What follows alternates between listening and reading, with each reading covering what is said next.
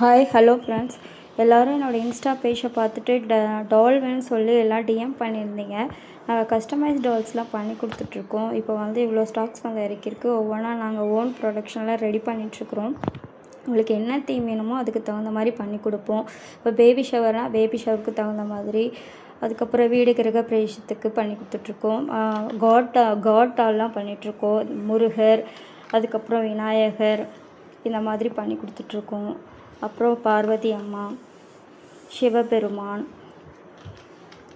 அதுக்கப்புறம் நிறையா இந்த மாதிரி காட் பேஸ்டு தீம்ஸில் பண்ணிகிட்ருக்கோம். ராதாகிருஷ்ணாலாம் அழகழகாக பண்ணி கொடுத்துட்ருக்கோம்.